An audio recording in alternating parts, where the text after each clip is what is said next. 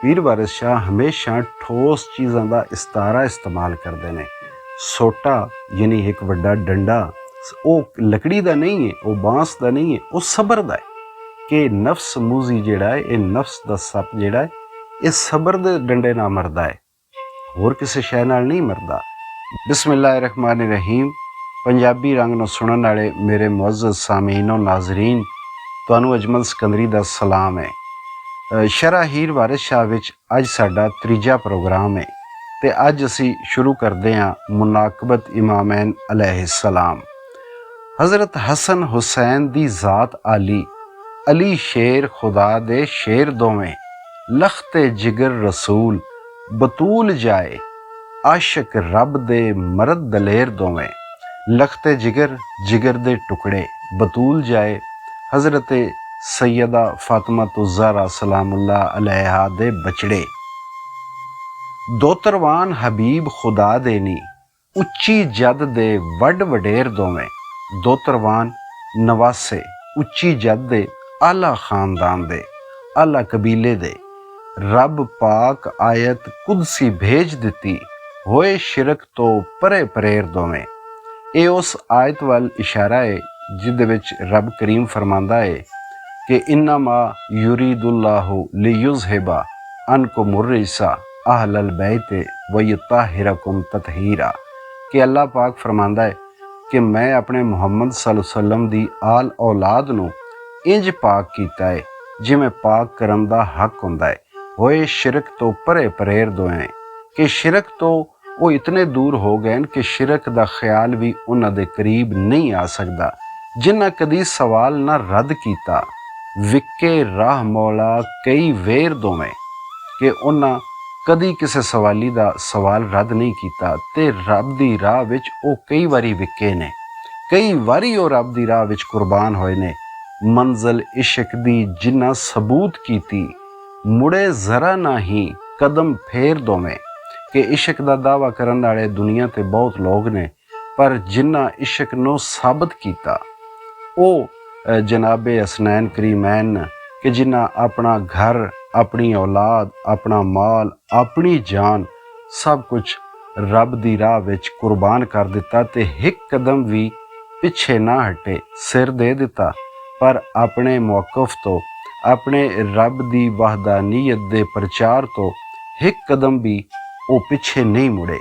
तैग इश्क दी नाल शहीद होए, कुठे जालमा मूजियां घेर दोवें, कि दुआं भरावां नूं जालमा ने घेर के, जिवें इमाम हसन अलैहिस्सलाम नूं जहर दिता गया, जिवें इमाम हुसैन अलैहिस्सलाम नूं करबला दे मैदान विच घेर के शहीद किया गया। गंज ज़ाहिरी बातनी दौलतां दे, गंज ज़ाहिरी बातनी दौलतां दे, होए विच मैदान दे ढेर दोवें, कि ज़ाहिरी ते बातनी दोवें किस्म दियां जिहड़ियां दौलतां ने, ज़ाहिरी दौलत भी ते बातनी दौलत, जिहड़ी कि ईमान दी दौलत है, जिहड़ी कि इश्क दी दौलत है, जिहड़ी कि इलम ते हिलम दी दौलत है, उस दौलत दे उस मैदान विच ढेर लग गए। दर्जे पाक शहादत दे रब बख्शे, आली कदर ते चंग चंगेर दोवें, दर्जे पाक शहादत दे रब बख्शे, आली कदर ते चंग चंगेर दोवें, रोज़ हशर दे उम्मती आसियां दी बख्शिश वास्ते होण अगेर दोवें, कि अपने नाने करीम दी उम्मत वास्ते रोज़े मैशर वो सारियां तो अगे अगे होणगे रब दे हजूर, कि साडे नाने दी उम्मत जिहड़ी है वो बख्शी जावे। मेहरबान तमामियां मोमना दे मददगार ने संज सवेर दोवें, कि सुबह शाम मोमना दे मददगार ने, मोमना दे रूहानी मददगार ने, मोमना दे ईमान नूं सलामत रखण वास्ते उन्हां दे हामी ने, उन्हां दे मददगार ने। हल मुश्किलां वरसा कुल कर दे, हल मुश्किलां वरसा कुल कर दे, हथों हथ ना लाउंदे देर दोवें। अगे पीर वारिस शाह लिख रहे ने, मदा पीराने पीर महबूबे रब्बे कदीर मुहय्यद्दीन कुदसुल्ला। मदा पीर दी हुब दे नाल कीजे, जिंदे खादमां दे विच पीरियां नी, कि पीरी जिहड़ी है वो ते उन्हां देयां गुलामां विच है। बाज उस जनाब दे पार नाही, ਬਾਜ ਉਸ ਜਨਾਬ ਦੇ ਪਾਰ ਨਹੀਂ, ਲੱਖਾਂ ਢੂੰਡਦੇ ਫਿਰਨ ਫਕੀਰੀਆਂ ਨੀ। ਕਿ ਜਹਾਨ ਤੇ ਕਈ ਜਿਹੜੇ ਨੇ ਉਹ ਫਕੀਰੀ ਢੂੰਡਦੇ ਫਿਰਦੇ ਨੇ, ਪਰ ਇਹ ਜਿਹੜਾ ਰਾਹ ਸਲੂਕ ਦਾ ਸਫ਼ਰ ਹੈ, ਜਿਹੜਾ ਇਹ ਸਲੂਕ ਦਾ ਦਰਿਆ ਹੈ, ਇਸ ਵਿੱਚੋਂ ਪਾਰ ਲੱਗਣ ਵਾਸਤੇ ਉਹਨਾਂ ਦੀ ਕਦਮੀ ਜ਼ਰੂਰ ਲੱਗਣਾ ਪੈਂਦਾ ਹੈ। ਜਿਹੜੇ ਪੀਰ ਦੀ ਨਜ਼ਰ ਮਨਜ਼ੂਰ ਹੋਏ, ਘਰ ਤਿਨਾਂ ਦੇ ਪੀਰੀਆਂ ਮੀਰੀਆਂ ਨਹੀਂ, ਮੀਰੀਆਂ ਅਮੀਰੀਆਂ ਬਾਦਸ਼ਾਹੀਆਂ, ਕਿ ਜਿਹੜੇ ਉਹਨਾਂ ਦੀ ਨਜ਼ਰ ਮਨਜ਼ੂਰ ਹੋ ਗਏ, ਜਿਨ੍ਹਾਂ ਤੇ ਉਹਨਾਂ ਦੀ ਨਜ਼ਰ ਕਰਮ ਹੋ ਗਈ, ਉਹਨਾਂ ਦੇ ਘਰ ਵਿੱਚ ਪੀਰੀ ਆ ਗਈ, ਅਮੀਰੀ ਬਾਦਸ਼ਾਹੀ ਉਹਨਾਂ ਦੇ ਘਰ ਵਿੱਚ ਆ ਗਈ। ਰੋਜ਼ ਹਸ਼ਰ ਦੇ ਪੀਰ ਦਿਆਂ ਤਾਲਬਾਂ ਨੂੰ ਹੱਥ ਸਜੜੇ ਮਿਲਣਗੀਆਂ ਚੀਰੀਆਂ ਨਹੀਂ। ਚੀਰੀ ਆਦੇ ਨੇ ਆਮਾਲ ਜਿਹੜੇ ਹਜ਼ਰਤ ਗੌਸੁਲ ਆਜ਼ਮ ਦੇ ਤਾਲਬ ਹੋਏ, ਕਿਆਮਤ ਦੇ ਰੋਜ਼ ਉਹਨਾਂ ਨੂੰ ਸੱਜੇ ਹੱਥ ਵਿੱਚ ਆਮਾਲਨਾਮਾ ਮਿਲੇਗਾ। ਖੇਤੀ ਨਬੀ ਦੀ ਗਫਲਤਾਂ ਨਾਲ ਅੱਟੀ, ਖੇਤੀ ਨਬੀ ਦੀ ਗਫਲਤਾਂ ਨਾਲ ਅੱਟੀ, ਮੁੜ ਕੇ ਉਗੀਆਂ ਦੀਨ ਪਨੀਰੀਆਂ ਨਹੀਂ। ਜਦੋਂ ਨਬੀ ਸੱਲੱਲਾਹੁ ਅਲੈਹਿ ਵਸੱਲਮ ਦੀ ਇਹ ਖੇਤੀ, ਇਹ ਉਮਤ ਦੀ ਖੇਤੀ, ਇਹ ਦੀਨ ਇਸਲਾਮ ਦੀ ਖੇਤੀ ਜਦੋਂ ਇਹ ਲੋਕਾਂ ਦੀਆਂ ਗਫਲਤਾਂ ਨਾਲ ਅੱਟ ਗਈ, ਪਜਮੁਰਦਾ ਹੋ ਗਈ, ਤੇ ਉਸ ਵੇਲੇ ਦੀਨ ਦੀ ਇੱਕ ਨਵੀਂ ਪਨੀਰੀ ਉੱਗੀ। ਇਹ ਇਸ਼ਾਰਾ ਹੈ ਇਹ ਗੌਸੁਲ ਆਜ਼ਮ ਵੱਲ।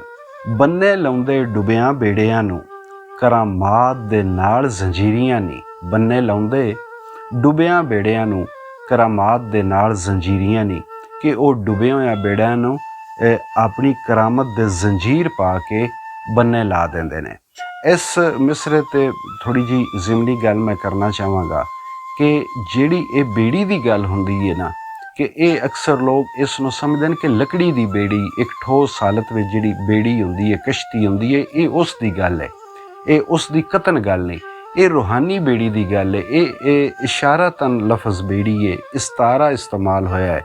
ਦਰਅਸਲ ਹੈ ਕਿ ਜਿਨ੍ਹਾਂ ਦੀ ਰੂਹਾਨੀ ਬੇੜੀ ਜਿਹੜੀ ਕਿ ਲੋਕ ਗਫਲਤ ਵਿੱਚ ਟੁਰ ਪੈਂਦੇ ਨੇ, ਅਤੇ ਉਹਨਾਂ ਦੀ ਈਮਾਨ ਦੀ ਬੇੜੀ ਅਚਕੋਲੇ ਖਾ ਰਹੀ ਹੁੰਦੀ ਹੈ, ਉਸ ਨੂੰ ਮੁਰਸ਼ਦ ਜਿਹੜਾ ਹੱਥ ਪਕੜ ਕੇ, ਉਸ ਨੂੰ ਕਰਾਮਤ ਦਾ ਜ਼ੰਜੀਰ ਪਾ ਕੇ ਉਸ ਡੁੱਬੀ ਹੋਈ ਬੇੜੀ ਦੇ ਬੰਨੇ ਲਾ ਦਿੰਦਾ ਹੈ। ਜਿਹੜਾ ਇਹ ਫ਼ਕਰ ਦਾ ਸਮੁੰਦਰ ਹੈ, ਜਿਹੜਾ ਸਲੂਕ ਦਾ ਸਮੁੰਦਰ ਹੈ, ਇਹਦੇ ਵਿੱਚ ਜਿਹੜੇ ਹਚਕੋਲੇ ਖਾ ਰਹੇ ਹੁੰਦੇ ਨੇ, ਜਿਵੇਂ ਪਹਿਲੇ ਮਿਸਰੇ ਵਿੱਚ ਹੀ ਤੁਸੀਂ ਇਹ ਸੁਣਿਆ ਹੈ ਕਿ ਜਿਹੜੇ ਫਕੀਰੀਆਂ ਢੂੰਡਦੇ ਨੇ, ਤੇ ਗੱਲ ਫਕੀਰੀ ਦੀ ਹੋ ਰਹੀ ਹੈ, ਨਾ ਕਿ ਕਿਸੇ ਲੱਕੜੀ ਦੀ ਬੇੜੀ ਦੀ ਗੱਲ ਹੈ। ਇਹ ਇੱਕ ਜਿਹੜੀ ਇਹ ਗੱਲ, ਇਸ ਨੂੰ ਵਾਜ਼ੇ ਹੋਣਾ ਚਾਹੀਦਾ ਹੈ ਕਿ ਇਹ ਬਲਕਿ ਸਾਡੀ ਜਿਹੜੀ ਪੇਂਡੂ ਰਹਿਤਲ ਹੈ, ਇਹਦੇ ਵਿੱਚ ਇਸ ਬੇੜੀ ਡੁੱਬਣ ਆਮ ਤੌਰ 'ਤੇ ਇੱਕ ਦੂਜੇ ਲੋਕ ਆਖਦੇ ਨੇ ਜਾ ਤੇਰਾ ਬੇੜਾ ਤਰ ਜਾਵੇ, ਜਾਂ ਜਾ ਤੇਰਾ ਬੇੜਾ ਡੁੱਬ ਜਾਵੇ, ਤੇ ਉਸ ਬੰਦੇ ਕੋਲ ਤਾਂ ਬੇੜਾ ਹੁੰਦਾ ਹੀ ਨਹੀਂ, ਉਸ ਬੇੜੇ ਕੋਲ ਉਹਦੇ ਕੋਲ ਤਾਂ ਕਸ਼ਤੀ ਹੁੰਦੀ ਹੀ ਨਹੀਂ। ਤੇ ਇਹ ਇਸਤਾਰਤਨ ਹੁੰਦਾ ਹੈ ਕਿ ਉਸ ਦਾ ਜਿਹੜਾ ਈਮਾਨ ਹੈ, ਜਾਂ ਉਹਦੀ ਜ਼ਿੰਦਗੀ ਦਾ ਜਿਹੜੇ ਮਾਮਲਾਤ ਨੂੰ, ਉਹ ਜ਼ਿੰਦਗੀ ਦੇ ਮਾਮਲਾਤ ਦੀ ਕਸ਼ਤੀ ਜਿਹੜੀ ਹੈ ਉਹ ਤਰ ਜਾਵੇ ਜਾਂ ਡੁੱਬ ਜਾਵੇ। ਮਿਹਰਬਾਨ ਹੋ ਕੇ ਚੋਰ ਕੁਤਬ ਕੀਤਾ, ਬਖਸ਼ ਦਿੱਤੀਆਂ ਮੁਲਕ ਜਾਗੀਰੀਆਂ ਨਹੀਂ। ਇਸ ਦੇ ਪਿੱਛੇ ਵੀ ਇੱਕ ਵਾਕਿਆ ਹੈ ਕਿ ਹਜ਼ਰਤ ਗੌਸੁਲ ਆਜ਼ਮ ਦੇ ਘਰ ਇੱਕ ਵਾਰੀ ਇੱਕ ਚੋਰ ਆ ਗਿਆ, ਤੇ ਚੋਰ ਜਿਸ ਵੇਲੇ ਉਹਨਾਂ ਦੇ ਘਰ ਗਿਆ, ਕੋਈ ਐਸਾ ਰੂਹਾਨੀ ਮੌਲ ਉਹਦੇ 'ਤੇ ਤਾਰੀ ਹੋਇਆ, ਤੇ ਉੱਥੇ ਹੀ ਉਹ ਬਹਿ ਗਿਆ ਤੇ ਲਰਜ਼ਣ ਲੱਗ ਪਿਆ, ਖੌਫ ਤੋਂ, ਡਰ ਤੋਂ। ਉਸ ਵਿੱਚ ਹਿੰਮਤ ਨਾ ਰਹੀ ਚੋਰੀ ਕਰਨ ਦੀ, ਇੱਥੋਂ ਤੱਕ ਕਿ ਦਿਨ ਚੜ੍ਹ ਗਿਆ। ਦਿਨ ਜਿਸ ਵੇਲੇ ਚੜ੍ਹਿਆ, ਤੇ ਉਸ ਵੇਲੇ ਆਪ ਨੇ ਜਿਸ ਵੇਲੇ ਉਸ ਨੂੰ ਵੇਖਿਆ, ਤੇ ਉਹਦੀ ਉਹ ਨਿੰਮੋ ਜਾਣੀ ਸ਼ਕਲ ਵੇਖੀ, ਤੇ ਉਹਨਾਂ ਨੂੰ ਆਪ 'ਤੇ ਰਹਿਮ ਆਇਆ। ਤੇ ਇੱਕ ਹੋਰ ਇਹ ਵੀ ਹੈ ਇਸ ਦੇ ਪਿੱਛੇ ਕਹਾਣੀ ਕਿ ਇੱਕ ਇਲਾਕੇ ਵਿੱਚ ਕੁਝ ਕੁਤਬ ਹੁੰਦੇ ਨੇ, ਜਿਵੇਂ ਹਿੰਦੁਸਤਾਨ ਦੇ ਵਿੱਚ 22 ਕੁਤਬ ਹੁੰਦੇ ਨੇ, ਕਿ ਉਹ ਮੁਕਰਰ ਕਰਦਾ ਹੁੰਦੇ ਨੇ ਮੁਖਤਲਿਫ ਇਲਾਕਿਆਂ ਵਿੱਚ, ਉਹ ਰੱਬ ਦੇ ਤੇ ਰੱਬ ਦੇ ਰਸੂਲ ਦੇ ਦੀਨ ਦਾ ਕੰਮ ਪੇ ਕਰਦੇ ਹੁੰਦੇ ਨੇ। ਤੇ ਕੋਈ ਇੱਕ ਕੁਤਬ ਆਪ ਨੂੰ ਪਤਾ ਲੱਗਾ ਕਿ ਉਹ ਰਾਤੀ ਇਸ ਜਹਾਨ ਤੋਂ ਚਲਾ ਗਿਆ ਹੈ, ਤੇ ਸਵੇਰੇ ਉਸ ਦੀ ਉਹ ਜਿਹੜੀ ਸ਼ਰਮਿੰਦਗੀ ਵਾਲੀ ਹਾਲਤ ਆਈ, ਉਹਨੂੰ ਵੇਖਦੇ ਹੋਇਆ ਆਪ ਨੇ ਉਸ ਨੂੰ ਹੀ ਕੁਤਬ ਬਣਾ ਦਿੱਤਾ, ਬਾਦਸ਼ਾਹ ਬਣਾ ਦਿੱਤਾ। ਇਹ ਅੱਲਾ ਵਾਲਿਆਂ ਦਾ ਇੱਕ ਢੰਗ ਹੁੰਦਾ ਹੈ, ਫ਼ਕਰ ਵਿੱਚ, ਰਾਹ ਸਲੂਕ ਵਿੱਚ ਜਿਹੜੇ ਪੀਰ ਹੁੰਦੇ ਨੇ, ਜਿਹੜੇ ਉਸਤਾਦ ਹੁੰਦੇ ਨੇ, ਜਿਹੜੇ ਮੁਰਸ਼ਦ ਹੁੰਦੇ ਨੇ। ਅਸੀਂ ਅਕਸਰ ਸੁਣਦੇ ਹਾਂ ਕਿ ਫਲਾਂ ਪੀਰ ਕੋਲ ਇੱਕ ਚੋਰ ਗਿਆ ਤੇ ਉਹ ਉਹਨਾਂ ਬਾਦਸ਼ਾਹ ਬਣਾ ਦਿੱਤਾ, ਕੋਈ ਡਾਕੂ ਗਿਆ। ਇਸ ਦੇ ਪਿੱਛੇ ਇੱਕ ਸੈਂਸ ਹੈ, ਇੱਕ ਇਸ ਦੇ ਪਿੱਛੇ ਸੋਚ ਹੈ, ਉਸ ਨੂੰ ਸਮਝਣ ਦੀ ਲੋੜ ਹੈ ਕਿ ਜਿਹੜਾ ਸੂਫੀ ਹੁੰਦਾ ਹੈ, ਸੂਫੀ ਇਨਸਾਨ ਦੇ ਜ਼ਾਹਿਰ ਨੂੰ ਨਹੀਂ ਵੇਖਦਾ, ਕਿਉਂਕਿ ਸੂਫੀਇਜ਼ਮ ਵਿੱਚ ਇਨਸਾਨ ਦਾ ਦੋ ਜਿਹੜੇ ਉਸ ਦੀ ਹਯਾਤੀ ਦੇ ਅੰਗ ਨੇ, ਕਿ ਜਿਹੜਾ ਇੱਕ ਜ਼ਾਹਿਰੀ ਹੈ, ਇੱਕ ਬਾਤਨੀ ਹੈ। ਉਹਦੇ ਕੋਈ ਜ਼ਾਹਿਰੀ ਅਫਾਲ ਹੁੰਦੇ ਨੇ, ਜਿਵੇਂ ਉਹ ਚੋਰੀ ਕਰ ਰਿਹਾ ਜਾਂ ਅੱਛਾ ਕਰ ਰਿਹਾ ਜਾਂ ਬੁਰਾ ਕਰ ਰਿਹਾ, ਜਿਹੜੇ ਲੋਕਾਂ ਨੂੰ ਨਜ਼ਰ ਆ ਰਹੇ ਹੁੰਦੇ ਨੇ ਉਸ ਦੇ ਜ਼ਾਹਿਰੀ ਅਫਾਲ। ਇੱਕ ਉਸ ਦਾ ਬਾਤਨ ਹੁੰਦਾ ਹੈ। ਅਤੇ ਫ਼ਕਰ ਦੇ ਵਿੱਚ ਇਹ ਗੱਲ ਮੰਨੀ ਜਾਂਦੀ ਹੈ ਕਿ ਜਿਤਨੇ ਵੀ ਜ਼ਾਹਿਰੀ ਅਫਾਲ ਹਨ ਉਹਨਾਂ ਦੀ ਬੁਨਿਆਦ ਬਾਤਨ ਹੈ। ਯਾਨੀ ਉਹ ਕੰਮ ਸਾਰੇ ਜਿਹੜੇ ਇਨਸਾਨ ਕਰਦਾ ਹੈ ਜ਼ਾਹਿਰਨ, ਉਹਦਾ ਮੁੱਢ ਵੱਜਦਾ ਹੈ ਉਸ ਦੇ ਅੰਦਰੋਂ, ਉਹਦੇ ਬਾਤਨ ਵਿੱਚੋਂ। ਜਿਵੇਂ ਕਿ ਕੋਈ ਬੰਦਾ, ਉਹਦੇ ਦਿਲ ਵਿੱਚ ਖਿਆਲ ਆਉਂਦਾ ਹੈ, ਉਹਦੇ ਅਕਲ ਵਿੱਚ ਸੋਚ ਆਉਂਦੀ ਹੈ ਕਿ ਮੈਂ ਸੁਬਹ ਜਾਵਾਂ, ਮੈਂ ਕਿਸੇ ਦੀ ਬੱਕਰੀ ਚੋਰੀ ਕਰ ਲਵਾਂ। ਉਹ ਖਿਆਲ ਉਹਦੇ ਅੰਦਰ ਪੈਦਾ ਹੁੰਦਾ ਹੈ। ਅਤੇ ਜਿਹੜਾ ਜ਼ਾਹਿਰੀ ਕੰਮ ਕਰਦਾ ਹੈ ਉਹ ਉਸ ਦਾ ਫੇਲ ਹੁੰਦਾ ਹੈ, ਉਸ ਅੰਦਰ ਦੀ ਸੋਚ ਨੂੰ ਉਹ ਅਮਲੀ ਜਾਮਾ ਪਵਾਉਂਦਾ ਹੈ ਅਤੇ ਉਹ ਜਾ ਕੇ ਫੇਲ ਕਰਦਾ ਹੈ। ਫ਼ਕਰ ਵਿੱਚ ਇਹ ਹੁੰਦਾ ਹੈ ਕਿ ਬੰਦੇ ਦੀ ਜ਼ਾਹਿਰੀ ਸ਼ਕਲ 'ਤੇ ਉਹ ਬਿਲਕੁਲ ਧਿਆਨ ਨਹੀਂ ਦਿੰਦੇ, ਉਹਦੇ ਜ਼ਾਹਿਰੀ ਅਫਾਲ ਨੂੰ, ਉਹਦੇ ਜ਼ਾਹਿਰੀ ਕੰਮਾਂ ਦੀ ਗੱਲ ਹੀ ਨਹੀਂ ਕਰਦੇ। ਉਹ ਉਸ ਦੇ ਦਿਲ ਦੀ ਗੱਲ ਕਰਦੇ ਨੇ ਕਿ ਉਹ ਅਗਰ ਚੋਰ ਹੈ, ਉਹ ਵੇਖਦੇ ਨੇ ਕਿ ਚੋਰ ਹੈ, ਉਸ ਨੂੰ ਕੋਲ ਬਹਾ ਕੇ ਉਸ ਦੇ ਉੱਤੇ ਨਜ਼ਰ ਕਰਮ ਕਰਕੇ ਉਹਦੇ ਦਿਲ ਦੇ ਉੱਤੇ ਜਾ ਕੇ ਉਹ ਅਮਲ ਕਰਦੇ ਨੇ। ਉਸ ਦੇ ਅੰਦਰੋਂ, ਜਿਵੇਂ ਪੰਜਾਬੀ ਵਿੱਚ ਇੱਕ ਕਹਾਵਤ ਹੈ ਕਿ ਬੁਰੇ ਨੂੰ ਨਾ ਮਾਰੀਏ, ਬੁਰੇ ਦੀ ਮਾਨ ਮਾਰੀਏ ਕਿ ਉਹ ਫਿਰ ਬੁਰਾ ਜੰਮੇ ਹੀ ਨਾ। ਉਵੇਂ ਹੀ ਫਕੀਰ ਵੀ ਜਿਹੜਾ ਹੁੰਦਾ, ਇਨਸਾਨ ਦਾ ਅੰਦਰੋਂ ਦਿਲ ਫੇਰਦਾ ਹੈ, ਉਸ ਦੇ ਦਿਲ ਨੂੰ ਉਹਦੇ ਰੱਬ ਵਾਲੇ ਪਾਸੇ ਮਾਇਲ ਕਰਦਾ ਹੈ, ਹਜ਼ਰਤ ਮੁਹੰਮਦ ਸੱਲੱਲਾਹੁ ਅਲੈਹਿ ਵਸੱਲਮ ਦੀ ਸ਼ਰੀਅਤ ਵਾਲੇ ਪਾਸੇ ਲੈ ਕੇ ਵਹਿੰਦਾ ਹੈ। ਕਿਉਂਕਿ ਫਕੀਰ ਇਹ ਸਮਝਦਾ ਹੈ ਕਿ ਇਹ ਜ਼ਾਹਿਰੀ ਅਫਾਲ ਛੱਡ ਵੀ ਦੇਵੇ ਲੇਕਿਨ ਫਿਰ ਇਹ ਜ਼ਰੂਰ ਕਦੀ ਨਾ ਕਦੀ ਕਰੇਗਾ। ਉਹ ਆਖਦੇ ਨੇ ਕਿ ਚੋਰ ਚੋਰੀ ਛੱਡ ਦਿੰਦਾ ਹੈ ਪਰ ਜੁੱਤੀ ਵਟਾਉਣਾ ਨਹੀਂ ਜਾਂਦਾ। ਇਸ ਵਾਸਤੇ ਫਕੀਰ ਉਹਦੇ ਜ਼ਾਹਿਰੀ ਕੰਮਾਂ 'ਤੇ ਨਾ ਤਨਕੀਦ ਕਰਦਾ ਹੈ, ਨਾ ਰੋਕ ਟੋਕ ਕਰਦਾ ਹੈ। ਉਹ ਆਖਦਾ ਬਸ ਠੀਕ ਹੈ, ਤੂੰ ਚੰਗਾ ਬੰਦਾ ਹੈ। ਫਕੀਰ ਉਹਦੇ ਦਿਲ ਨਾਲ ਪੇਚਾ ਪਾਉਂਦਾ ਹੈ। ਉਹ ਅੰਦਰ ਜਿੱਥੋਂ ਇਹ ਖਿਆਲ ਉੱਠਦੇ ਨੇ ਬੁਰਾਈ ਦੇ, ਫਕੀਰ ਉੱਥੇ ਅਮਲ ਕਰਦਾ ਹੈ ਅਤੇ ਉੱਥੋਂ ਦੇ ਦਿਲ ਨੂੰ ਫਕੀਰ ਜਾਣਦਾ ਹੈ ਕਿ ਜਦੋਂ ਇਨਸਾਨ ਦਾ ਦਿਲ ਫਿਰਦਾ ਹੈ ਉਸ ਦੇ ਜ਼ਾਹਿਰੀ ਅਫਾਲ ਤੇ ਲਮਹਿਆਂ ਵਿੱਚ ਬਦਲ ਵਹਿੰਦੇ ਨੇ। ਉਹ ਚੋਰ ਹੁੰਦਾ ਹੈ, ਯਕਦਮ ਉਹ ਜਿਹੜਾ ਸੂਫੀ ਬਣ ਵਹਿੰਦਾ ਹੈ, ਉਹ ਫਕੀਰ ਬਣ ਵਹਿੰਦਾ ਹੈ, ਉਹ ਮੁਆਸ਼ਰੇ ਵਾਸਤੇ ਹਿਕਬੇ। ਔਰ ਜਿਸ ਬੰਦੇ ਦਾ ਦਿਲ ਫਿਰਦਾ ਹੈ ਉਹ ਫਿਰ ਜ਼ਾਹਿਰੀ ਤੌਰ 'ਤੇ ਕਦੀ ਵੀ ਖਰਾਬੀ ਵੱਲ ਨਹੀਂ ਜਾ ਸਕਦਾ। ਅਤੇ ਜਿਹੜਾ ਸੂਫੀ ਹੁੰਦਾ ਉਹ ਹਮੇਸ਼ਾ ਚੋਟ ਕਰਦਾ ਹੈ ਦਿਲ 'ਤੇ। ਜਿਵੇਂ ਹਜ਼ਰਤ ਸੁਲਤਾਨ ਬਾਹੂ ਰਹਿਮਤੁல்லாਹ ਅਲੈਹ ਫਰਮਾਉਂਦੇ ਨੇ ਕਿ ਇਹ ਦਿਲ ਹੁਜਰਾ ਰੱਬ ਸੱਚੇ ਦਾ, ਇੱਥੇ ਪਾ ਫਕੀਰਾ ਜਾਤੀ, ਗਿਆਨ ਦਾ ਦੀਵਾ ਬਾਲ ਹਨੇਰੇ, ਤੇਰੀ ਲੱਭ ਪਵੇ ਮਤ ਗਵਾਚੀ, ਨਾ ਕਰ ਮਿੰਨਤਾਂ ਖਾਜ ਖਿਜ਼ਰ ਦੀਆਂ, ਤੇਰੇ ਅੰਦਰ ਆਬ ਹਯਾਤੀ, ਮੈਂ ਕੁਰਬਾਨ ਤਿਨ੍ਹਾਂ ਦੇ ਬਾਊ ਜਿਨ੍ਹਾਂ ਇਹ ਰਮਜ਼ ਪਛਾਤੀ। ਕਿ ਉਹ ਉਸ ਨੂੰ ਬੰਦੇ ਨੇ ਸਮਝਾਉਂਦੇ ਨੇ ਕਿ ਤੇਰਾ ਦਿਲ ਜਿਹੜਾ ਇਹ ਤਾਂ ਰੱਬ ਦਾ ਘਰ ਹੈ, ਇਤਨਾ ਪਾਕ ਇਹ ਜਗ੍ਹਾ ਹੈ, ਅਤੇ ਤੂੰ ਕਿਹੜੇ ਕੰਮ ਲੱਗਾ ਹੈ। ਅਤੇ ਬਹਰਹਾਲ ਫਕੀਰ ਜਿਹੜਾ ਹੁੰਦਾ ਹੈ ਉਹ ਹਮੇਸ਼ਾ ਉਸ ਦੇ ਬਾਤਨ ਨਾਲ ਗੱਲ ਕਰਦਾ ਹੈ, ਉਸ ਦੇ ਬਾਤਨ ਨੂੰ ਬਦਲਣ ਦੀ ਕੋਸ਼ਿਸ਼ ਕਰਦਾ ਹੈ। ਮਿਹਰਬਾਨ ਹੋ ਕੇ ਚੋਰ ਕੁਤਬ ਕੀਤਾ, ਬਖਸ਼ ਦਿੱਤੀਆਂ ਮੁਲਕ ਜਾਗੀਰੀਆਂ ਨੀ, ਕਾਂਦੇ ਕੁਲ ਅਕਤਾਬ ਦੇ ਕਦਮ ਧਰਿਆ, ਪਾਈਆਂ ਕੁਰਬ ਹਜ਼ੂਰ ਵਡੇਰੀਆਂ ਨੀ। ਵਡੇਰੀਆਂ ਤੋਂ ਮੁਰਾਦ ਬਜ਼ੁਰਗੀਆਂ, ਕਿ ਜਿਹੜੇ ਕੁਲ ਅਕਤਾਬ ਨੇ, ਜਿਤਨੇ ਵੀ ਕੁਤਬ ਨੇ, ਜਿਹੜੇ ਹਿੰਦੁਸਤਾਨ ਦੇ ਵਿੱਚ 22 ਕੁਤਬ ਨੂੰ ਉਹਨਾਂ ਨੂੰ 22 ਖਾਜਗਾਨ ਵੀ ਆਖਦੇ ਨੇ, ਕਿ ਇਹ ਜਿਹੜੇ ਨੇ ਹਜ਼ਰਤ ਗੌਸੁਲ ਆਜ਼ਮ, ਉਹਨਾਂ ਸਾਰਿਆਂ 22 ਕੁਤਬਾਂ ਦੇ ਕੱਦੇ ਉੱਤੇ, ਉਹਨਾਂ ਦੇ ਮੋਢੇ ਉੱਤੇ ਪੈਰ ਰੱਖਿਆ ਅਤੇ ਸਭ ਤੋਂ ਉੱਤੇ ਹੋ ਕੇ ਵਡਿਆਈ ਹਾਸਲ ਕਰ ਲਈ, ਬਜ਼ੁਰਗੀ, ਕਿ ਸਾਰਿਆਂ ਕੁਤਬਾਂ ਦੇ ਇਹ ਸਰਦਾਰ ਸਦਾਏ। ਉਹ ਤਾਂ ਖਾਸ ਮਹਿਬੂਬ ਅੱਲਾ ਦਾ ਏ, ਕਲਮਾਂ ਲਿਖੀਆਂ ਜਿਸ ਲਕੀਰੀਆਂ ਨੀ, ਵਾਰਸ ਮੁਹੱਈਉਦੀਨ ਹੈ ਪੀਰ ਸਾਡਾ, ਸੋਹਣੇ ਨਾਮ ਦੀਆਂ ਸਾਨੂੰ ਧੀਰੀਆਂ ਨੀ। ਧੀਰੀਆਂ ਤੋਂ ਮੁਰਾਦ ਏ ਕਿ ਉਮੀਦਾਂ, ਕਿ ਸਨ ਉਸ ਦੇ ਸੋਹਣੇ ਨਾਂ ਦੀਆਂ ਉਮੀਦਾਂ ਨੇ। ਅਗਲੇ ਹਿੱਸੇ ਵਿੱਚ ਪੀਰ ਵਾਰਿਸ ਸ਼ਾਹ ਮਦਾ ਕਰ ਰਹੇ ਨੇ ਹਜ਼ਰਤ ਫਰੀਦੁਦੀਨ ਗੰਜ ਸ਼ੱਕਰ ਰਹਿਮਤੁல்லாਹ ਦੀ। ਮੌਦੂਦ ਦਾ ਲਾਡਲਾ ਪੀਰ ਚਿਸ਼ਤੀ, ਸ਼ੱਕਰ ਗੰਜ ਮਸਊਦ ਭਰਪੂਰ ਹੈ ਜੀ। ਇਹ ਹਜ਼ਰਤ ਮੌਦੂਦ ਵੀ ਚਿਸ਼ਤੀ ਸਿਲਸਿਲੇ ਦੇ ਇੱਕ ਬਜ਼ੁਰਗ ਹਨ। ਉਹਨਾਂ ਦਾ ਲਾਡਲਾ ਪੀਰ ਚਿਸ਼ਤੀ ਸ਼ੱਕਰ ਗੰਜ ਮਸਊਦ ਭਰਪੂਰ ਹੈ ਜੀ। ਇਹ ਬਾਬਾ ਫਰੀਦ ਦਾ ਜਿਹੜਾ ਲਕਬ ਹੈ ਸ਼ੱਕਰ ਗੰਜ, ਕਿ ਸ਼ੱਕਰ ਦਾ ਖਜ਼ਾਨਾ, ਮਿਠਾਸ ਦਾ ਖਜ਼ਾਨਾ, 22 ਕੁਤਬਾਂ ਦੇ ਵਿੱਚ ਹੈ ਪੀਰ ਕਾਮਲ, 22 ਕੁਤਬਾਂ ਦੇ ਵਿੱਚ ਹੈ ਪੀਰ ਕਾਮਲ, ਜਿੰਦੀ ਆਜਜ਼ੀ ਜ਼ੁਹਦ ਮਨਜ਼ੂਰ ਹੈ ਜੀ। ਕਿ ਇਹ ਜਿਹੜੇ 22 ਕੁਤਬ ਨੇ, ਜਿਹੜੇ ਕਿ 22 ਖਾਜਗਾਨ ਵੀ ਸਦਾਉਂਦੇ ਨੇ ਹਿੰਦੁਸਤਾਨ ਦੇ, ਇਹਨਾਂ ਕੁਤਬਾਂ ਵਿੱਚ ਉਹ ਕਾਮਲ ਨੇ। ਕਾਮਲ ਤੋਂ ਮੁਰਾਦ ਇਹ ਹੈ ਕਿ ਉਹਨਾਂ ਦੀ ਇਬਾਦਤ, ਉਹਨਾਂ ਦੀ ਜ਼ੋਦ, ਉਹਨਾਂ ਦਾ ਜ਼ੋਦ ਜਿਹੜਾ ਹੈ ਉਹ ਅੱਲਾ ਦੀ ਬਾਰਗਾਹ ਵਿੱਚ ਮਕਬੂਲ ਹੈ, ਕਬੂਲ ਹੋ ਗਏ ਹੋਏ। ਖਾਨਦਾਨ ਵਿੱਚ ਚਿਸ਼ਤ ਦੇ ਕਾਬਲੀਅਤ, ਸ਼ਹਿਰ ਫਕਨ ਦਾ ਪਟਨ ਮਾਮੂਰ ਹੈ ਜੀ। ਪਟਨ ਉਹ ਸ਼ਹਿਰ ਹੈ ਜਿੱਥੇ ਕਿ ਬਾਬਾ ਫਰੀਦੁੱਦੀਨ ਡੇਰਾ ਲਾਇਆ ਅਤੇ ਉਹ ਮਾਮੂਰ ਹੈ, ਯਾਨੀ ਹਰ ਵੇਲੇ ਭਰਿਆ ਹੋਇਆ ਉਹਨਾਂ ਦੀਆਂ ਸ਼ਾਗਿਰਦਾਂ ਨਾਲ, ਉਹਨਾਂ ਦੇ ਮੁਰੀਦਾਂ ਨਾਲ। ਹਰ ਵੇਲੇ ਉੱਥੇ ਰੌਣਕਾਂ ਲੱਗੀਆਂ ਹਨ। ਜਿਹੜਾ ਪਟਨ ਸ਼ਹਿਰ ਹੈ ਹਰ ਵੇਲੇ ਖਚਾ ਖਚ ਭਰਿਆ ਹੈ। ਸ਼ੱਕਰਗੰਜ ਨੇ ਆਣ ਮਕਾਨ ਕੀਤਾ, ਦੁੱਖ ਦਰਦ ਪੰਜਾਬ ਦਾ ਦੂਰ ਹੈ ਜੀ। ਕਿ ਜਦੋਂ ਸ਼ੱਕਰਗੰਜ ਪੰਜਾਬ ਦੀ ਧਰਤੀ 'ਤੇ ਪੈਰ ਪਾਇਆ, ਇੱਥੇ ਡੇਰਾ ਲਾਇਆ ਤੇ ਪੰਜਾਬ ਦੇ ਦੁੱਖ ਦੂਰ ਹੋ ਗਏ। ਸੋਟਾ ਸਬਰ ਦਾ ਮਾਰਿਆ ਨਫਸ ਮੂਜ਼ੀ, ਸੋਟਾ ਸਬਰ ਦਾ ਮਾਰਿਆ ਨਫਸ ਮੂਜ਼ੀ, ਬਿੱਬਰ ਭਨ ਕੀਤਾ ਚਕਨਾਚੂਰ ਹੈ ਜੀ।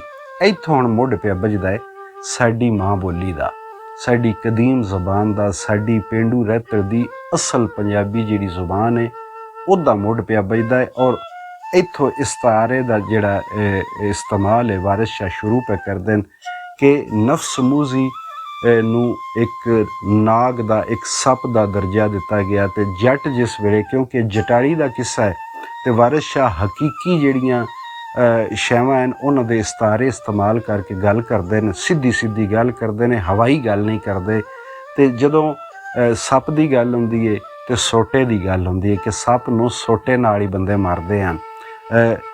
ਸੋਟਾ ਸਬਰ ਦਾ ਮਾਰਿਆ ਨਫਸ ਮੂਜ਼ੀ, ਕਿ ਬਾਬਾ ਫਰੀਦ ਨੇ ਸਬਰ ਦੇ ਸੋਟੇ ਨਾਲ।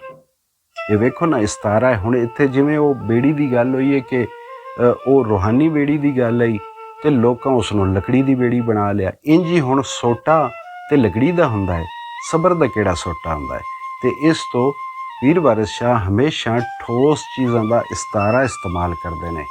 ਸੋਟਾ ਯਾਨੀ ਇੱਕ ਵੱਡਾ ਡੰਡਾ, ਉਹ ਲੱਕੜੀ ਦਾ ਨਹੀਂ ਹੈ, ਉਹ ਬਾਂਸ ਦਾ ਨਹੀਂ ਹੈ, ਉਹ ਸਬਰ ਦਾ ਹੈ। ਕਿ ਨਫਸ ਮੂਜ਼ੀ ਜਿਹੜਾ ਹੈ, ਇਹ ਨਫਸ ਦਾ ਸੱਪ ਜਿਹੜਾ ਹੈ ਇਹ ਸਬਰ ਦੇ ਡੰਡੇ ਨਾਲ ਮਰਦਾ ਹੈ, ਹੋਰ ਕਿਸੇ ਸ਼ੈ ਨਾਲ ਨਹੀਂ ਮਰਦਾ। ਬਿੱਬਰ ਭਨ ਕੀਤਾ ਚਕਨਾਚੂਰ ਹੈ ਜੀ। ਬਿੱਬਰ ਹੁੰਦਾ ਹੈ ਕਿ ਜਿਹੜੇ ਅੱਗੇ ਮਿੱਟੀ ਦੇ ਘੜੇ ਹੁੰਦੇ ਹਨ, ਉਸ ਟੁੱਟੇ ਹੋਏ ਘੜੇ ਦਾ ਕੋਈ ਇੱਕ ਜਿਹੜਾ ਪੀਸ, ਕੋਈ ਇੱਕ ਹਿੱਸਾ ਉਸਦਾ, ਉਸ ਨੂੰ ਬਿੱਬਰ ਆਉਂਦਾ ਹੈ। ਕਿ ਉਹਨਾਂ ਜਿਹੜਾ ਇਹ ਨਫਸ ਮੂਜ਼ੀ ਹੈ, ਇਸ ਨੂੰ ਜਿਵੇਂ ਉਹ ਬਿੱਬਰ ਹੁੰਦਾ ਹੈ, ਉਸ ਨੂੰ ਜਿਸ ਚੋਟ ਮਾਰੀਏ ਤਾਂ ਨਿੱਕੀਆਂ ਨਿੱਕੀਆਂ ਠੀਕਰੀਆਂ ਵਿੱਚ ਤਬਦੀਲ ਹੋ ਜਾਂਦਾ ਹੈ। ਉਵੇਂ ਹੀ ਉਹਨਾਂ ਨੇ ਇਸ ਨਫਸ ਮੂਜ਼ੀ ਨੂੰ ਮਾਰ ਕੇ ਅਤੇ ਇਸ ਨੂੰ ਉਸ ਬਿੱਬਰਾਰ ਨਿੱਕੇ ਨਿੱਕੇ ਟੁਕੜਿਆਂ ਵਿੱਚ ਤਕਸੀਮ ਕਰ ਦਿੱਤਾ। ਨਾਲ ਸ਼ੌਕ ਖੁਦਾ ਦੇ ਸ਼ਮਾ ਜਾਗੀ, ਦੀਨ ਦੁਨੀ ਅੰਦਰ ਨੂਰੋ ਨੂਰ ਹੈ ਜੀ। ਗੰਜ ਖੋਲ ਕੇ ਦੌਲਤਾਂ ਵੰਡੀਆਂ ਨੇ, ਗੰਜ ਖੋਲ ਕੇ ਦੌਲਤਾਂ ਵੰਡੀਆਂ ਨੇ, ਫੈਜ਼ ਆਪ ਦਾ ਫੈਜ਼ ਗੰਜੂਰ ਹੈ ਜੀ। ਇੱਥੇ ਵੀ ਇਸਤਾਰਾ ਹੀ ਹੈ। ਹੁਣ ਜਦੋਂ ਦੌਲਤ ਦੀ, ਕਿਸੇ ਫਕੀਰ ਦੇ ਦੌਲਤ ਦੇਣ ਦੀ ਗੱਲ ਹੁੰਦੀ ਹੈ ਅਤੇ ਲੋਕਾਂ ਦਾ ਧਿਆਨ ਅਸ਼ਰਫੀਆਂ, ਲਾਲ, ਟਕੇ, ਪੈਸੇ, ਇਸ ਦੌਲਤ ਵੱਲ ਰਹਿੰਦਾ ਹੈ। ਹਾਲਾਂਕਿ ਫਕੀਰ ਦੇ ਕੋਲ ਫਕਰ ਦੀ ਦੌਲਤ ਹੁੰਦੀ ਹੈ, ਈਮਾਨ ਦੀ ਦੌਲਤ ਹੁੰਦੀ ਹੈ, ਸਬਰ ਦੀ ਦੌਲਤ ਹੁੰਦੀ ਹੈ ਅਤੇ ਫਕੀਰ ਉਹ ਹੀ ਦੌਲਤ ਵੰਡਦਾ ਹੈ ਔਰ ਉਹ ਹਕੀਕੀ ਦੌਲਤ ਹੈ। ਮਾਦੀ ਦੁਨੀਆ ਦੀ ਦੌਲਤ ਦਾ ਤਾਂ ਇੱਕ ਹੋਰ ਕੰਮ ਹੈ। ਫਕੀਰ ਦੇ ਬੂਹੇ ਤੋਂ ਜਿਹੜੀ ਦੌਲਤ ਲੱਭਦੀ ਹੈ ਉਹ ਈਮਾਨ ਦੀ, ਈਮਾਨ ਕਾਮਲ ਦੀ ਦੌਲਤ ਲੱਭਦੀ ਹੈ। ਅਤੇ ਜਿਹੜੀਆਂ ਉਹ ਦੌਲਤਾਂ ਵੰਡਦੇ ਰਹਿਣ ਉਹ ਈਮਾਨ ਕਾਮਲ ਦੀਆਂ, ਅੱਲਾ ਤੇ ਯਕੀਨ ਦੀਆਂ, ਸਬਰ ਦੀਆਂ ਦੌਲਤਾਂ, ਨਾ ਕਿ ਕੋਈ ਉਹ ਰੁਪਈਏ ਹਨ ਅਤੇ ਜਿਹਦੇ ਤੋਂ ਲੋਕ ਤਨਕੀਦ ਵੀ ਕਰਦੇ ਜੀ ਉਹਨਾਂ ਕੋਲ ਇਤਨੇ ਖਜ਼ਾਨੇ ਅਤੇ ਇਤਨੀਆਂ ਦੌਲਤਾਂ। ਖਜ਼ਾਨੇ ਰੂਹਾਨੀ, ਖਜ਼ਾਨੇ ਬਾਤਨੀ, ਨਾ ਕਿ ਜ਼ਾਹਿਰੀ ਖਜ਼ਾਨੇ। ਨਾਲ ਇੱਕ ਨਿਗਾਹ ਦੇ ਖਾਦਮਾਂ ਨੂੰ ਹੋਇਆ ਤੁਰਤ ਲਕਾ ਹਜ਼ੂਰ ਹੈ ਜੀ। ਕਿ ਉਹਨਾਂ ਦੀ ਇੱਕ ਨਿਗਾਹ ਜਿਸ ਵੇਲੇ ਖਾਦਮਾਂ ਉਹਨਾਂ ਦੇ, ਜਿਹੜੇ ਉਹਨਾਂ ਦੇ ਮੁਰੀਦ, ਜਿਹੜੇ ਸ਼ਾਗਿਰਦ ਉਹਨਾਂ 'ਤੇ ਇੱਕ ਨਿਗਾਹ ਪਈ ਅਤੇ ਉਹਨਾਂ ਨੂੰ ਰੱਬ ਦਾ ਜਲਵਾ, ਲਕਾ ਹੁੰਦਾ ਹੈ ਜਲਵਾ, ਕਿ ਉਹਨਾਂ ਨੂੰ ਲਕਾ ਹਜ਼ੂਰ ਤੋਂ ਮੁਰਾਦ ਅੱਲਾ ਦਾ ਜਲਵਾ, ਕਿ ਉਹਨਾਂ ਨੂੰ ਖੁਦਾ ਨਜ਼ਰ ਆ ਗਿਆ। ਖੁਦਾ ਨਜ਼ਰ ਆਇਓ ਹੈ ਨਾ ਕੋਈ ਦੱਸ ਸਕਦਾ ਹੈ ਅਤੇ ਨਾ ਕੋਈ ਉਸ ਦੀ ਕੋਈ ਜ਼ਾਹਿਰੀ ਰੂਪ ਸ਼ਕਲ ਹੁੰਦੀ। ਖੁਦਾ ਨਜ਼ਰ ਆਉਣਾ ਦਾ ਮਤਲਬ ਇਹ ਹੁੰਦਾ ਕਿ ਇਨਸਾਨ ਨੂੰ ਆਪਣਾ ਆਪ ਪਤਾ ਲੱਗ ਜਾਂਦਾ ਹੈ ਕਿ ਮੈਂ ਕੀ ਸ਼ੈ ਹਾਂ, ਮੈਨੇ ਕਿਸ ਬਣਾਇਆ ਅਤੇ ਮੈਂ ਕਿਉਂ ਬਣਿਆ ਅਤੇ ਮੈਂ ਕੀ ਕਰਨਾ ਅਤੇ ਮੈਂ ਕਿੱਥੇ ਜਾਣਾ। ਇਹ ਖੁਦਾ ਜਿਨ ਵੀ ਮਿਲ ਜਾਂਦਾ ਹੈ ਉਸ ਦਾ ਅੰਦਰ ਰੋਸ਼ਨ ਹੋ ਜਾਂਦਾ, ਉਹਦਾ ਦਿਲ ਰੋਸ਼ਨ ਹੋ ਜਾਂਦਾ ਹੈ। ਤੇ ਉਹ ਜ਼ਾਹਿਰੀ ਅਫਾਲ ਨਾਲ ਉਹਦਾ ਕੋਈ ਤਾਲੁਕ ਨਹੀਂ, ਜ਼ਾਹਿਰੀ ਚੀਜ਼ਾਂ ਨਾਲ ਕੋਈ ਤਾਲੁਕ ਨਹੀਂ। ਇਹ ਸਾਰਾ ਰੂਹਾਨੀਅਤ ਦਾ ਕੰਮ ਹੈ, ਇਨਸਾਨ ਦੇ ਅੰਦਰ ਦਾ ਮਾਮਲਾ ਹੈ। ਔਰ ਉਹ ਅੰਦਰੋਂ ਮਜ਼ਬੂਤ ਸਬਰ ਵਾਲਾ ਹੌਸਲੇ ਵਾਲਾ ਇਨਸਾਨ ਹੁੰਦਾ ਜਿਸ ਨੂੰ ਰੱਬ ਮਿਲ ਜਾਵੇ। ਜ਼ੁਹਦੁਲ ਅੰਬਿਆ ਨਾਮ ਧਰਾਇਆ, ਜ਼ੁਹਦੁਲ ਅੰਬਿਆ ਨਾਮ ਧਰਾਇਆ ਸੋ ਆਪ ਸਾਬਰੀ ਵਿੱਚ ਸਬੂਰ ਹੈ ਜੀ। ਕਿ ਇਹ ਆਪ ਦਾ ਤਖੱਲਸ ਹੈ, ਆਪ ਮਸ਼ਹੂਰ ਹੋਏ ਹਨ ਜ਼ੁਹਦੁਲ ਅੰਬਿਆ, ਕਿ ਆਪ ਨੇ ਇਤਨਾ ਜ਼ੋਦ ਕੀਤਾ, ਇਵੇਂ ਜ਼ੋਦ ਕੀਤਾ ਕਿ ਜਿਵੇਂ ਨਬੀ ਜ਼ੋਦ ਕਰਦੇ ਆ। ਹੁਣ ਇੱਥੇ ਇਹਦਾ ਮਤਲਬ ਇਹ ਨਹੀਂ ਕਿ ਕੋਈ ਨਬੀ ਦੇ ਖੁਦਾ ਨਖਾਸਤਾ ਉਹਨਾਂ ਦੇ ਬਰਾਬਰ ਹਨ, ਬਈ ਇੰਜ ਜਿਵੇਂ ਨਬੀਆਂ ਦਾ ਸ਼ੇਵਾ ਜ਼ੋਦ ਕਰਨੇ ਦਾ, ਇੰਜ ਹੀ ਆਪ ਵੀ ਜ਼ੋਦ ਕਰਦੇ ਹਨ। ਵਾਰਿਸ ਸ਼ਾਹ ਫਰੀਦੁੱਦੀਨ ਉੱਤੇ ਰਹਿਮ ਰੱਬ ਦਾ ਫਜ਼ਲ ਵਫੂਰ ਹੈ ਜੀ, ਵਾਫਰ ਬਹੁਤ ਜ਼ਿਆਦਾ, ਕਿ ਜਨਾਬ ਫਰੀਦੁੱਦੀਨ ਉੱਤੇ ਅੱਲਾਹ ਪਾਕ ਦਾ ਬਹੁਤ ਜ਼ਿਆਦਾ ਫਜ਼ਲ ਤੇ ਕਰਮ ਹੋਇਆ ਹੈ। ਇਹ ਅੱਜ ਸਾਡਾ ਤੀਜਾ ਹਿੱਸਾ ਹੈ ਸ਼ਰ੍ਹਾ ਹੀਰ ਵਾਰਿਸ ਸ਼ਾਹ ਦਾ। ਇਨਸ਼ਾਅੱਲਾ ਇਹ ਜਿਹੜੀ ਫਕੀਰ ਦੀ ਇਹ ਚਾਲ ਹੁੰਦੀ ਹੈ, ਉਹਦਾ ਅਸਲੂਬ ਹੁੰਦਾ ਹੈ, ਢੰਗ ਹੁੰਦਾ ਹੈ ਕਿ ਉਹ ਅੱਲਾ ਦਾ ਜ਼ਿਕਰ ਪਹਿਲੇ ਕਰਦਾ ਹੈ, ਅੱਲਾ ਦੇ ਮਹਿਬੂਬ ਦਾ ਜ਼ਿਕਰ ਕਰਦਾ ਹੈ, ਆਪ ਦੀ ਆਲੇ ਪਾਕ ਦਾ ਜ਼ਿਕਰ ਕਰਦਾ ਹੈ, ਆਪ ਦੇ ਅਸਹਾਬ ਦਾ ਜ਼ਿਕਰ ਕਰਦਾ ਹੈ। ਇਹ ਮੁੱਢ, ਇਹ ਤਮਹੀਦ ਹੈ। ਫਿਰ ਆਪਣੇ ਪੀਰ ਦਾ, ਮੁਰਸ਼ਦ ਦਾ, ਉਸਤਾਦ ਦਾ, ਉਸ ਦਾ ਜ਼ਿਕਰ ਕਰਕੇ ਤੇ ਉਸ ਤੋਂ ਬਾਅਦ ਜਿਹੜੇ ਉਹ ਅਸਲ ਕੰਮ ਨੂੰ ਹੱਥ ਪਾਉਂਦਾ ਹੈ। ਅੱਜ ਇਹ ਜਿਹੜੀ ਤਮਹੀਦ ਹੈ ਪੀਰ ਵਾਰਿਸ ਸ਼ਾਹ ਨੇ ਜਿਹੜੀ ਕੀਤੀ ਹੈ, ਇਹ ਅੱਜ ਇੱਥੇ ਇਖਤਤਾਮ ਹੋਈ। ਅਗਲੀ ਕਿਸ਼ਤ ਵਿੱਚ ਇਨਸ਼ਾਅੱਲਾ ਅਸੀਂ ਉਸ ਸਾਰੀ ਅਸਲ ਗੱਲ ਦਾ ਮੁੱਢ ਵੱਜਣਾ ਹੈ ਕਿ ਜਿੱਥੋਂ ਸੱਜਣਾ ਨੇ ਆ ਕੇ ਪੀਰ ਵਾਰਿਸ ਸ਼ਾਹ ਨੂੰ ਫਰਮਾਇਸ਼ ਕੀਤੀ ਕਿ ਤੁਸੀਂ ਇਹ ਜਿਹੜਾ ਹੀਰ ਦਾ ਕਿੱਸਾ ਹੈ ਇਸ ਨੂੰ ਅੱਗੇ ਟੋਰੋ। ਅਗਲੀ ਕਿਸ਼ਤ ਵਿੱਚ ਇਨਸ਼ਾਅੱਲਾ ਇਸ 'ਤੇ ਵੀ ਗੱਲ ਹੋਸੀ ਕਿ ਹੀਰ ਦਾ ਕਿੱਸਾ ਹੈ ਕੀ, ਕਿਉਂਕਿ ਉਹ ਕਿਸੇ ਦਾ ਬਕਾਇਦਾ ਆਗਾਜ਼ ਹੋ ਰਿਹਾ। ਇਹਦੇ ਕਿਰਦਾਰਾਂ ਦਾ ਕੀ ਮਤਲਬ ਹੈ, ਹੀਰ ਕੀ ਹੈ, ਰਾਂਝਾ ਕੀ ਹੈ, ਕੇਦੋ ਕੀ ਹੈ, ਸੈਤੀ ਕੀ ਹੈ, ਰਾਬੀਲ ਬਾਂਦੀ ਕੌਣ ਹੈ, ਤੇ ਜਿਹੜੇ ਆਪਣਾ ਅਯਾਲੀ ਕੌਣ ਹੈ, ਮਿੱਠੀ ਨੈਣ ਕੌਣ ਹੈ, ਸੈਦਾ ਕੌਣ ਹੈ, ਸੈਤੀ ਕੌਣ ਹੈ, ਇਹਨਾਂ ਸਾਰਿਆਂ ਦੀ ਵੰਡ ਇਨਸ਼ਾਅੱਲਾ ਅਗਲੀ ਕਿਸ਼ਤ ਵਿੱਚ ਹੋਸੀ। ਤੇ ਉਸ ਵੇਲੇ ਤੁਹਾਨੂੰ ਇਨਸ਼ਾਅੱਲਾ ਇਹਦੀ ਲਜ਼ਤ ਵੀ ਹੋਸੀ ਔਰ ਤੁਹਾਨੂੰ ਪਹਿਲੀ ਦਫਾ ਪਤਾ ਲੱਗ ਸੀ ਕਿ ਇਹ ਸਿਰਫ ਕੋਈ ਮਰਦ ਤੇ ਔਰਤ ਦੇ ਮੁਆਸ਼ਕੇ ਦੀ ਖਬਰ ਨਹੀਂ, ਇਹ ਕੋਈ ਮਰਦ ਤੇ ਔਰਤ ਦੇ ਇਸ਼ਕ ਦੀ ਖਬਰ ਨਹੀਂ। ਇਹ ਇੱਕ ਵਾਰਿਸ ਸ਼ਾਹ ਦਾ ਢੰਗ ਆਈ, ਇੱਕ ਅਸਲੂਬ ਆਈ ਕਿ ਦੁਨੀਆ ਉੱਤੇ ਪ੍ਰਚਲਿਤ ਜਿਹੜਾ ਕਿੱਸਾ ਆਈ, ਇੱਕ ਕਹਾਣੀ ਆਈ, ਉਸ ਦੇ ਵਿੱਚ ਰੱਖ ਕੇ ਜਿਵੇਂ ਕੋਈ ਹਕੀਮ ਇੱਕ ਐਸੀ ਦਵਾਈ ਜਿਹੜੀ ਕਿ ਕੌੜੀ ਹੁੰਦੀ, ਕੌੜੀ ਇਹ ਮੇਰੀ ਤਸ਼ਬੀਹ ਦੇਣੇ ਦਾ ਮਤਲਬ ਇਹ ਹੈ ਕਿ ਚੰਗੀ ਗੱਲ ਕੌੜੀ ਹੀ ਲਿਖਦੀ ਹੈ, ਸੱਚੀ ਗੱਲ ਕੌੜੀ ਹੀ ਲਿਖਦੀ ਹੈ। ਸਿੱਧੇ ਰਾਹ ਦੀ ਗੱਲ, ਹਾਲਾਂਕਿ ਸਿੱਧੇ ਰਾਹ ਦੀ ਤੇ ਸਿੱਧੇ ਰਾਹ ਦੀ ਗੱਲ ਹੁੰਦੀ, ਪਰ ਉਹ ਕੌੜੀ ਲਿਖਦੀ ਹੈ। ਤੇ ਫਕੀਰ ਕੀ ਕਰਦਾ ਹੈ ਕਿ ਜਿਵੇਂ ਇੱਕ ਹਕੀਮ ਜ਼ਹਿਰ ਸੰਖੀਆ ਉਸ ਨੂੰ ਮਾਰ ਕੇ ਬੰਦੇ ਨੂੰ ਖਵਾਉਂਦਾ ਹੈ, ਉਹ ਜਾਣਦਾ ਹੁੰਦਾ ਕਿ ਇਹਦੇ ਵਾਸਤੇ ਬਿਹਤਰ ਹੈ, ਪਰ ਉਹ ਕੋਈ ਮਰੀਜ਼ ਉਹ ਸੰਖੀਆ ਖਾ ਨਹੀਂ ਸਕਦਾ। ਤੇ ਹਕੀਮ ਕੀ ਕਰਦਾ ਹੈ, ਉਸ ਨੂੰ ਮੱਖਣ ਦੇ ਅੰਦਰ ਰੱਖ ਕੇ ਖਵਾ ਦਿੰਦਾ ਹੈ। ਉਹ ਜਿਤਨੀ ਕੜਵੀ ਦਵਾਈ ਹੁੰਦੀ ਹੈ ਉਹ ਮੱਖਣ ਦੇ ਅੰਦਰ, ਹੋਰ ਮੱਖਣ ਦਾ ਕੋਈ ਕਿਰਦਾਰ ਨਹੀਂ ਹੁੰਦਾ, ਗੁੜ ਦਾ, ਖੰਡ ਦਾ, ਕਿਸੇ ਇਸ ਦੁੱਧ ਦਾ ਕੋਈ ਕਿਰਦਾਰ ਨਹੀਂ ਹੁੰਦਾ। ਇਹ ਕਿਰਦਾਰ ਹੁੰਦਾ ਕਿ ਉਹ ਜਿਹੜੀ ਜ਼ਹਿਰੀਲੀ ਦਵਾਈ ਹੁੰਦੀ ਹੈ, ਜਿਹੜੀ ਕਿ ਬੜੀ ਤੁਰਸ਼ ਹੁੰਦੀ ਹੈ, ਬੜੀ ਬਦਜ਼ਹਿਕਾ ਹੁੰਦੀ ਹੈ, ਲੇਕਿਨ ਬੰਦੇ ਦੀ ਬਿਮਾਰੀ ਵਾਸਤੇ, ਉਸ ਨੂੰ ਸ਼ਿਫਾਯਾਬ ਕਰਨ ਵਾਸਤੇ ਬੜੀ ਅਹਿਮ ਹੁੰਦੀ ਹੈ। ਤੇ ਉਹ ਜਿਹੜਾ ਹਕੀਮ ਹੁੰਦਾ ਹੈ ਉਸ ਨੂੰ ਮੱਖਣ ਦੀ ਪੁੜੀ ਵਿੱਚ ਰੱਖ ਕੇ ਉਹਦੇ ਅੰਦਰ ਦੇ ਦਿੰਦਾ ਹੈ, ਸੱਟ ਦਿੰਦਾ ਹੈ, ਔਰ ਉਹ ਬੰਦਾ ਨਿਗਲ ਜਾਂਦਾ ਹੈ ਔਰ ਉਸ ਦੀਆਂ ਜਿਹੜੀਆਂ ਜਿਸਮਾਨੀ ਬਿਮਾਰੀਆਂ ਦੂਰ ਹੋ ਜਾਂਦੀਆਂ। ਇੰਜ ਹੀ ਫਕੀਰ ਹੱਕ ਦੀ ਗੱਲ, ਸੱਚੀ ਗੱਲ, ਰੱਬ ਦੀ ਗੱਲ, ਰੱਬ ਦੀ ਰਸੂਲ ਦੀ ਗੱਲ, ਉਸ ਨੂੰ ਇਹ ਉਸ ਜ਼ਮਾਨੇ ਦੀ ਗੱਲ ਹੈ ਜਿਸ ਵੇ ਅੱਜ ਅਸੀਂ ਸੋਚਦੇ ਹਾਂ ਕਿ ਕੀ ਲੋੜ ਹੈ ਕਿੱਸੇਕਾਰੀ ਦੀ, ਕਿਉਂਕਿ ਅੱਜ ਕਿੱਸਾਕਾਰੀ ਦਾ ਜ਼ਮਾਨਾ ਨਹੀਂ ਹੈ। ਇਸ ਤੋਂ ਸਾਨੂੰ ਅਜੀਬ ਲੱਗਦਾ ਹੈ ਜਿਸ ਵੇ ਤੁਸੀਂ 3 ਸਦੀਆਂ ਪਿੱਛੇ ਜਾਓ ਜਿੱਥੇ ਕੋਈ ਇੰਟਰਟੇਨਮੈਂਟ ਨਹੀਂ ਹੈ, ਕੋਈ ਤਫਰੀਹ ਦਾ ਹੋਰ ਸਬਬ ਨਹੀਂ ਹੈ, ਤੇ ਕਿਸੇ ਹੀ ਕਿਸੇ ਉਹਨਾਂ ਕਿੱਸਿਆਂ ਵਿੱਚ ਵਾਰਿਸ ਸ਼ਾਹ ਜਾਂ ਹੋਰ ਜਿਤਨੇ ਫੁਕਰਾ ਹਨ ਉਹਨਾਂ ਅੱਲਾ ਤੇ ਰਸੂਲ ਦੀ ਗੱਲ ਇੰਜ ਹੀ ਬੰਦਿਆਂ ਦੇ ਅੰਦਰ ਪਾਈ ਜਿਵੇਂ ਕਿ ਹਕੀਮ ਮੱਖਣ ਦੇ ਅੰਦਰ ਸੰਖੀਆ ਰੱਖ ਕੇ ਮਰੀਜ਼ ਨੂੰ ਖਵਾ ਦਿੰਦਾ ਹੈ। ਇਨਸ਼ਾਅੱਲਾ ਇਹ ਦਿਨ ਬ ਦਿਨ ਇਹ ਕਿੱਸਾ ਜਿਹੜਾ ਹੈ ਇਹ ਇਸ ਦੇ ਵਿੱਚ ਦਿਲਚਸਪੀ ਵੱਧਦੀ ਜਾਣੀ ਹੈ ਔਰ ਬੜੀ ਦੁਨੀਆ ਨੇ ਇਸ 'ਤੇ ਕੰਮ ਕੀਤਾ ਹੈ। ਪੀਰ ਵਾਰਿਸ ਸ਼ਾਹ 'ਤੇ ਬੜੇ ਲਿਟਰੇਚਰ ਹੋਏ, ਬੜੇ ਥੀਸਿਸ ਹੋਏ, ਯੂਨੀਵਰਸਿਟੀਆਂ ਵਿੱਚ PhD ਹੋਈਆਂ, ਲੇਕਿਨ ਮੈਨੇ ਉਮੀਦ ਹੈ ਕਿ ਇਸ ਢੰਗ ਵਿੱਚ ਇਵੇਂ ਇਹ ਕਲਾਮ ਨਾ ਤੁਸਾਂ ਪੜ੍ਹਿਆ ਹੈ ਤੇ ਨਾ ਤੁਸਾਂ ਸੁਣਿਆ ਹੈ। ਅਕਸਰੀਅਤ, ਸਾਰੇ ਨਹੀਂ, ਦੁਨੀਆ 'ਤੇ ਬੜੇ ਬੜੇ ਲੋग हैं, लेकिन सिर्फ फ़र्क इतना ही ਕਿ ਇਹ ਜਿਹੜੀ ਜ਼ੁਬਾਨ ਆਈ ਅਸੀਂ ਜ਼ੁਬਾਨ ਉਹੀ ਮੁੜ ਕੇ ਸਾਡੀ ਬਦਬਖਤੀ ਕਿ ਆਪਣੀ ਜ਼ੁਬਾਨ ਨੂੰ ਛੱਡ ਗਏ।